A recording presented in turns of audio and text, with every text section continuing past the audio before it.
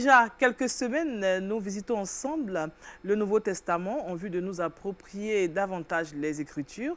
Aujourd'hui, nous allons nous intéresser au seul livre historique du Nouveau Testament, les Actes des Apôtres. Et nous recevons toujours notre personne ressource, le révérend docteur Tissingu Belakaï Daniel, avec qui nous faisons marche depuis déjà trois semaines. Hein? 2 semaines. 2 C'est la semaines. 3e semaine aujourd'hui. Aujourd'hui. Alors, Oui. comment vous allez, docteur? Très bien, merci. Alors, aujourd'hui, on va parler toujours du Nouveau Testament, Bien sûr. mais principalement mettre l'accent sur les actes des apôtres. Tout à fait, tout à fait. Merci beaucoup de m'accueillir avec autant de chaleur. Ah oui. Ici, c'est toujours avec plaisir Uh-huh. que je suis là pour échanger avec vous concernant l'introduction au Nouveau Testament. Amen. Lors de la première émission, c'était une introduction globale Oui. à l'ensemble du Nouveau Testament. Et deuxième émission, nous avons centré notre attention sur les évangiles, les 4. Mhm. Et nous avons achevé par ce qui constitue l'objectif même des évangiles. C'est une invitation à marcher sur les traces de Jésus-Christ, Amen. qui nous offre de modèle et être nous-mêmes sur les traces de Jésus-Christ, un modèle au service de nos contemporains aujourd'hui. Donc aujourd'hui, nous allons aborder les Actes des Apôtres. Oui. C'est un livre intéressant, dans ce sens que l'on peut se demander quels sont devenus les apôtres de Jésus-Christ. Avant de parler de cela, comment on dit les actes des apôtres ou bien actes des apôtres? On peut dire les Actes des Apôtres ou bien Actes des Apôtres. D'accord, les deux manières sont correctes. Sont corrects. On y va Donc, maintenant. les Actes des Apôtres. Oui, donc, on peut se poser la question de savoir quels sont devenus les apôtres. Oui, après la Après mort de Jésus. L'ascension de Jésus. D'accord. Parce qu'au fond, il achève Jésus, achève son ministère. Et nous le voyons singulièrement chez Luc, dans l'évangile de Luc, vers la fin. Il nous parle de l'ascension de Jésus. Et au début des Actes des Apôtres, chapitre 1, il nous parle de l'ascension de Jésus. Oui. Donc c'était un moment clé. Parce que l'auteur, Luc, est à la fois l'auteur de l'évangile de Luc Oui. et l'auteur des Actes des Apôtres. D'accord. Donc il est l'auteur de 2 livres, qui au début constituaient un seul livre. Un seul livre. Mais qui, pour des raisons évidentes, ça fait 52 chapitres. Oui. Ouais, c'est énorme à C'est parcourir. énorme, oui. Ouais, 24 plus 28, voilà ce que ça donne. 52 chapitres. Donc, le moment clé chez Luc, c'est l'ascension de Jésus. Donc, Jésus retourne auprès de son Père. Mais il a laissé une promesse clé à ses disciples. Vous recevrez le Saint-Esprit et vous serez mes témoins. Oui. Donc les Actes des Apôtres vont précisément nous informer, nous enseigner sur la venue du Saint-Esprit, Oui. la réception du Saint-Esprit par les disciples, et après avoir reçu le Saint-Esprit, comment les apôtres, comme porteurs de la bonne nouvelle de Jésus-Christ, vont partir de Jérusalem jusqu'aux extrémités de la terre. Il nous faut noter ici, extrémités de la terre, dans les contextes de l'époque, veut dire Rome. La grande commission a été donnée depuis le livre de Matthieu. Hein? Bien sûr, Oui. mais Jésus l'aurait dit, en d'autres termes, dans les Actes des Apôtres, chapitre 1, le verset 6, 7 et 8. Oui. C'est un verset clé où on voit. Donc, il y aura cette progression qui part de Jérusalem jusqu'à Rome. Les Actes des Apôtres nous informent comment les apôtres, en tant que porteurs de la bonne nouvelle de Jésus-Christ, vont partir de Jérusalem. Donc, il y a là une indication géographique. D'accord. Donc, ils sont témoins de Jésus-Christ. Ils sont témoins de sa parole. Donc, sur le chemin faisant, ils ont proclamé cette parole aux uns aux autres, avec ce que cela comporte comme les hauts et les bas. Donc l'objectif, c'était d'obéir à cet ordre de Jésus.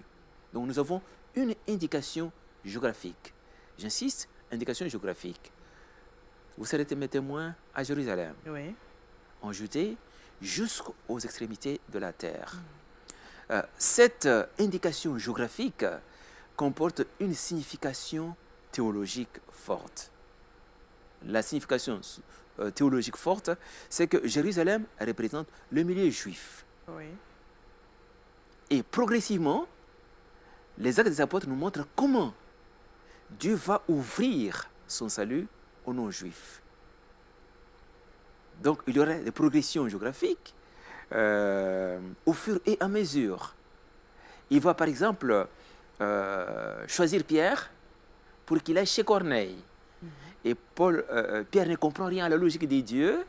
On l'envoie, c'est un païen. Comment il ose prendre la parole qui appartient exclusivement aux Juifs. Aux Juifs. Mais le Seigneur va changer la perspective de Pierre. Pierre va obéir. Nous sommes dans les Actes des Apôtres, chapitres 10 et 11, considérés comme étant le sommet des Actes des Apôtres. Parce que Pierre va vivre une expérience fabuleuse, comme deuxième Pentecôte, dans la maison d'un païen. Et là, il va faire une belle confession, 2 fois d'ailleurs. Il dit, je reconnais que Dieu ne fait exception des personnes. Et du coup, ce qui nous est révélé ici, Dieu n'est pas seulement le Dieu des Juifs, mais il est le Dieu des païens. Il devient le Dieu de tous. De toute la terre. De toute la terre, de toute l'humanité. C'est ça. Et du coup, Corneille symbolise cette humanité-là. Cette humanité païenne qui n'avait pas droit au salut avant. Oui. Et on voit que le salut de Dieu est offert à tous, sans exclusion. Et le Dieu devient du coup le Dieu universel, le Dieu de tous et de chacun. C'est ça. Donc ça change de perspective sur le plan historique. Parce que le choix même des témoins qu'il envoie, le Seigneur, quand il envoie Pierre, il ne comprend pas, Pierre ne comprend pas pourquoi il est envoyé chez un païen. Quand par exemple Ananias est envoyé chez Saul, il ne comprend rien. Comment quelqu'un comme ça, un persécuteur, peut-il intéresser Dieu? Non, parce que Dieu a décidé que le salut qu'il a offert à l'humanité en Jésus-Christ soit accessible à toute l'humanité.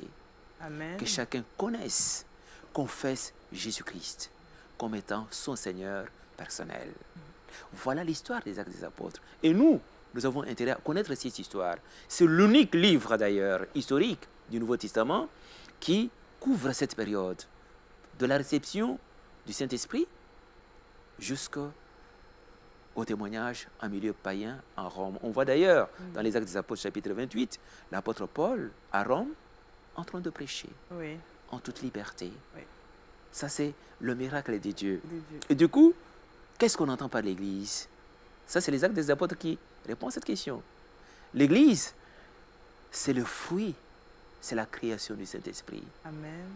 Parce que le Saint-Esprit est arrivé, est venu sur les apôtres. Ils ont parlé en langue, mais des langues intelligibles. Et les gens ont posé la question, mais que ferions-nous? Croyez en Jésus-Christ. Il y a la naissance de la première communauté. Et c'est ainsi qu'est née l'Église. Donc l'Église est la création du Saint-Esprit. D'accord. Et vous voyez le rôle, peut-être qu'on y reviendra, le on rôle va moteur oui, que joue le Saint-Esprit dans la conduite des témoins. D'accord. Alors, on va parler des personnages qui ont fait quand même leur temps dans le livre des Actes des Apôtres. Bien sûr. On sait que Pierre a été beaucoup utilisé dans le livre des Actes des Apôtres. Bien sûr. On nous parle des 120 témoins qui étaient à la chambre haute attendant la venue du Saint-Esprit. Oui. Il y a aussi Paul qui apparaît à un moment donné vers la fin des Actes des Apôtres. Est-ce qu'on peut s'intéresser aux personnages, aux différents personnages? Bien sûr, c'est une des clés de lecture des Actes des Apôtres. On peut approcher les Actes des Apôtres en s'intéressant aux personnages clés. Oui. Ce qui fait que, du point de vue des personnages, les Actes des Apôtres se structurent en 2 parties principales. La première partie va du chapitre 1er jusqu'au chapitre 12. Vous verrez que, essentiellement, la figure dominante, c'est celle de Pierre, depuis Pentecôte jusqu'à la fin. Et quand vous prenez la deuxième partie, qui commence du chapitre 13 jusqu'au chapitre 28, c'est Saul devenu Paul de Tarse. Alors, qui est le personnage clé clé. dans cette partie jusqu'à la fin, parce que nous le voyons à la fin, Oui, dans le chapitre 28, à Rome. à Rome. Oui. Avant d'y arriver, intéressons-nous à Pierre, Ok, d'accord. du chapitre 1 Oui, au chapitre 12. oui, Est-ce que là, Pierre est en train de faire son ministère, comme Jésus l'avait promis, tu es Pierre et sur toi je bâtirai mon église? bien C'est ce qui est en sûr, train de se bien dérouler sûr, du chapitre 1 il joue au un 12. rôle clé quand on prend sa prédication le jour de Pentecôte. Et on considère l'effet, l'impact de cette prédication, on voit qu'il joue pleinement son rôle. Et progressivement, là où Pierre ne comprend pas, c'est un élément très instructif quand on lit les Actes des Apôtres, Pierre ne comprend pas la logique des dieux. Il est dans la logique d'un Dieu exclusivement juif. Mais lorsque le Seigneur décide, Dieu décide d'ouvrir son salut aux autres, Pierre ne comprend pas. Et là, j'aime la stratégie des dieux. Dieu est respecté de son partenaire. Oui, Il amène Pierre à entrer dans sa vision pour lui dire, va chez Corneille. oui. Alors que Pierre était résistant. Mais finalement, le Seigneur le persuade et il obéit. Ça veut dire concrètement que on ne peut pas servir Dieu sans entrer dans la vision des dieux. Parce que Dieu, parfois, il change de paradigme. Oui. Donc, on peut être dans un ancien paradigme, alors que Dieu est dans un autre paradigme. Oui. C'est pourquoi il faut être attentif à la manière dont Dieu opère. Dieu n'est pas carré, hein, mais il est mouvant, il modifie ses plans. Il évolue. Il évolue, c'est à nous qui le servons d'être attentifs. Comme Pierre d'ailleurs. Comme Pierre, et d'obéir d'ailleurs. Ouais, Donc ça. c'est très important. Uh-huh. Donc il joue pleinement son rôle de la plus belle manière, mais en étant attentif. Ouais. Ça, je le souligne bien, à la manière dont Dieu conduit les choses. Il change de paradigme, Pierre s'y prend, il obéit.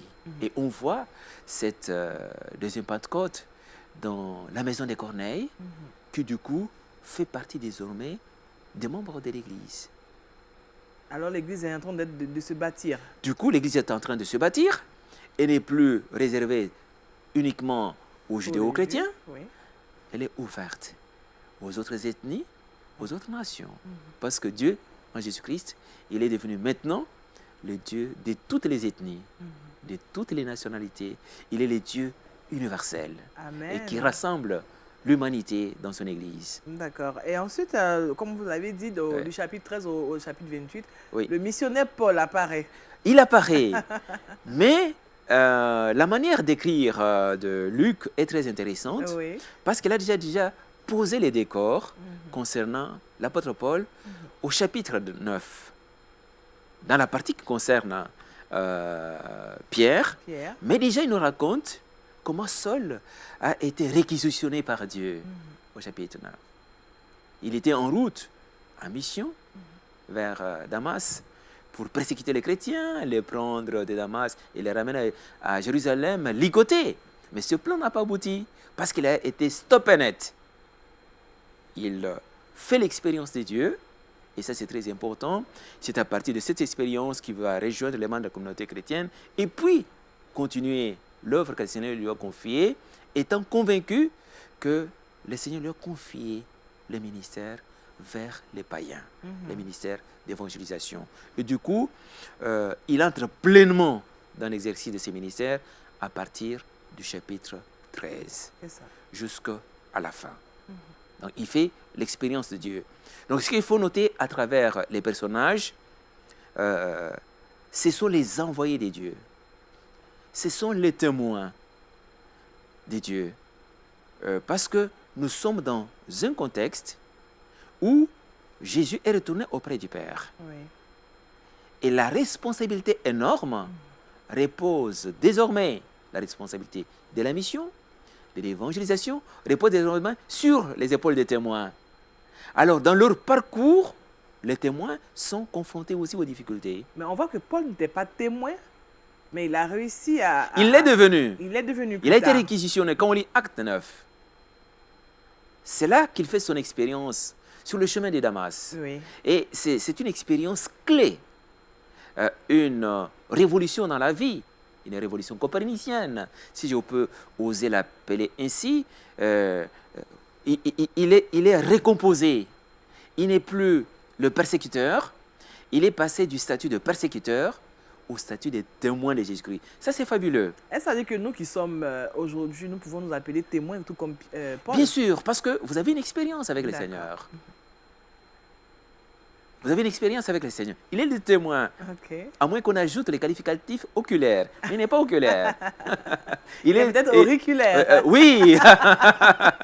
Donc, il est témoin dans la mesure où le Seigneur l'a réquisitionné comme étant son serviteur et lui a confié une mission. Et aujourd'hui, pareillement, parce qu'il s'agit de témoigner, ne peut témoigner que la personne qui est témoin. C'est ça.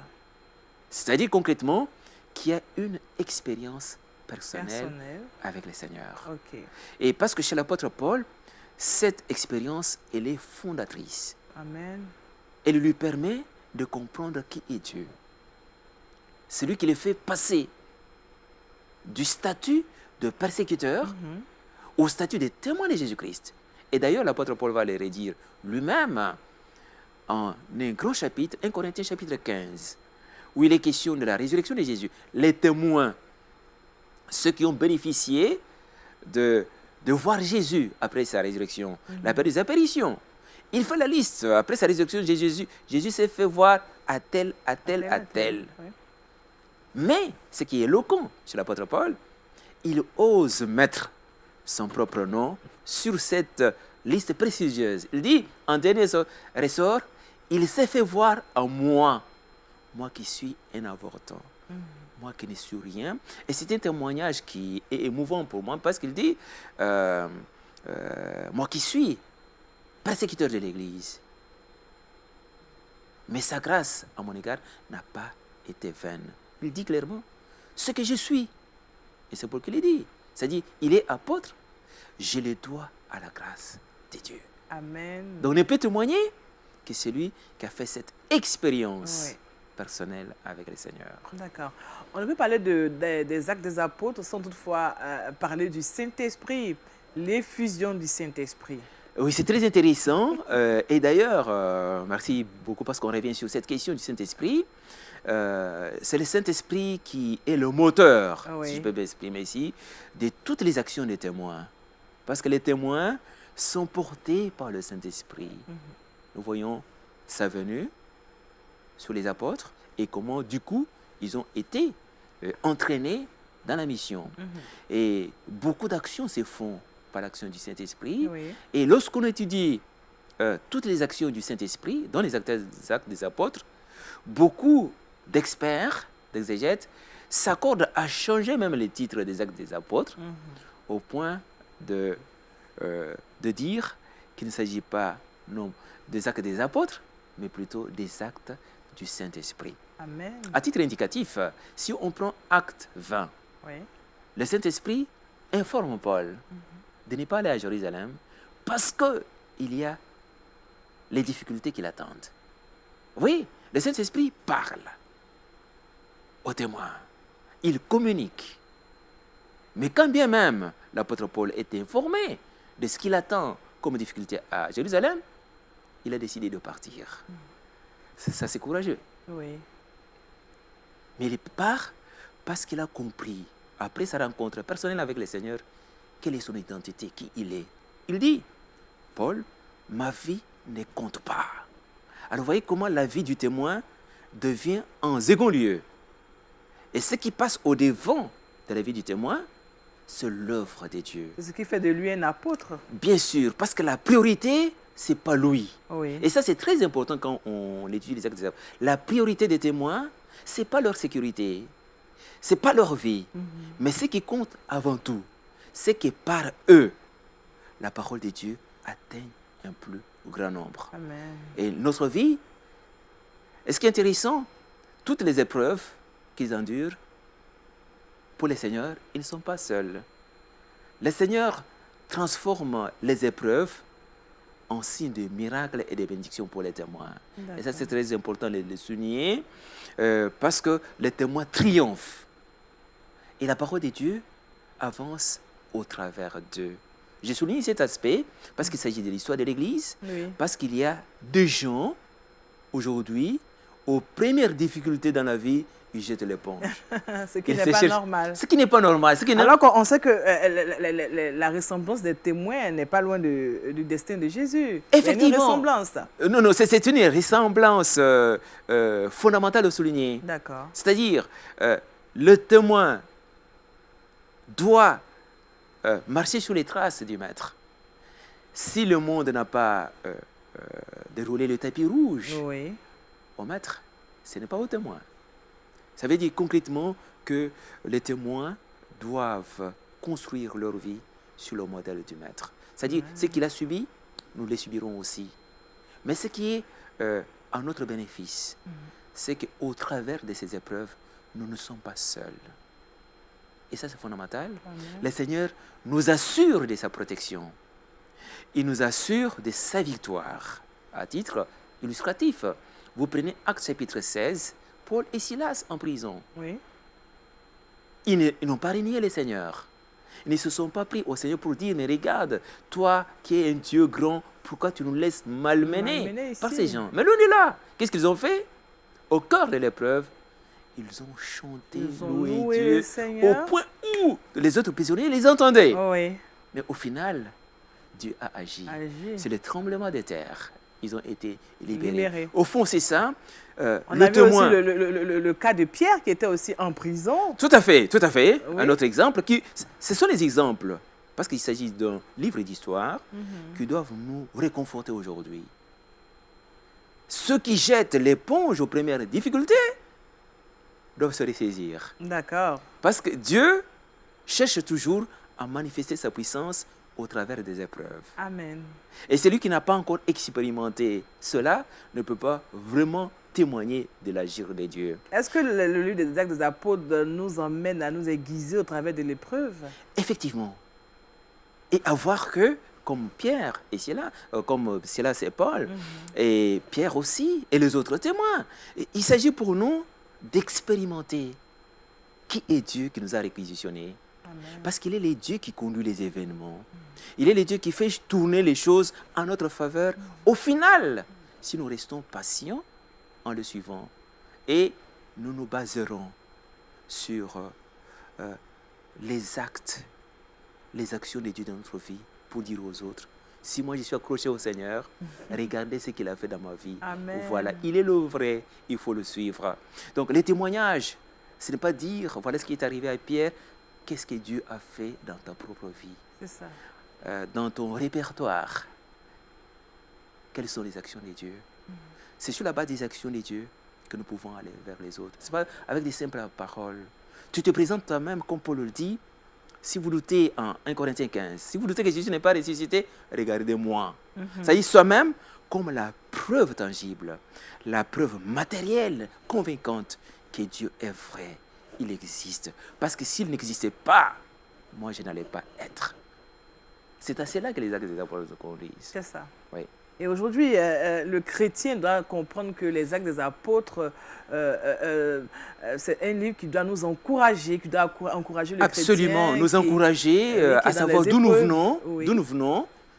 En tant qu'il faut connaître ses origines. D'accord. Après Pentecôte, et comment cet évangile a été par les autres. C'est très important de savoir que si eux n'avaient pas tenu fort, l'évangile ne serait pas venu jusqu'à nous. C'était le déclic alors. Le déclic alors. C'était eux, comme dirait les cobayes du déclic. Tout à On peut le fait. dire Donc c'est à nous ainsi. de savoir. Tout à fait. D'accord. Donc c'est à nous aussi de savoir, parce qu'eux ont tenu, tenons aussi bon. Pour que les générations à venir, par notre témoignage, continuent de croire Amen. que le Dieu universel, le Dieu de Jésus-Christ, c'est le Dieu vrai. Amen. Il mérite notre confiance, il mérite notre foi, parce qu'avec lui, quoi qu'il arrive, nous vaincrons. Amen. J'ai envie de dire que c'est votre conclusion, à moins que vous ayez quelque chose à dire encore pour nous apporter. Non, non, tout à fait, c'est sur la base, c'est voilà. vraiment la conclusion des Actes des Apôtres. Quoi qu'il arrive, Oui. nous vaincrons. C'est la conviction de tous les témoins en lisant les Actes des Apôtres. Quoi qu'il arrive, quelle que soit l'adversité, nous verrons la main de Dieu agir. Donc il faut être patient, Patient. il faut tenir bon, Tenir bon. jusqu'à ce qu'on voit la gloire de Dieu. Amen. Cette gloire, elle est pour nous, nous enfants de Dieu, qui avons choisi la bonne part en suivant Jésus-Christ de Nazareth. Et tout comme les apôtres dans le livre des Actes des Apôtres nous l'ont démontré. Tout à fait. Voilà, Jésus est vivant, il agit depuis les Actes des Apôtres. Et il continue d'agir aujourd'hui. Amen. Merci à vous, docteur Tshisingu, pour tout cet éclairage. On espère vous retrouver encore la semaine prochaine pour d'autres informations. En tout cas, on espère que vous avez pu avoir ce qu'il fallait pour votre gouvernement en matière de lecture de la Bible, de la parole de Dieu. Les Actes des Apôtres, on l'a dit, c'est le seul livre historique qui nous permet de comprendre que Jésus-Christ a commencé déjà avec les apôtres et jusqu'à aujourd'hui, il continue d'agir dans nos vies. Restons toujours attachés à lui, que sa main protectrice soit sur nous.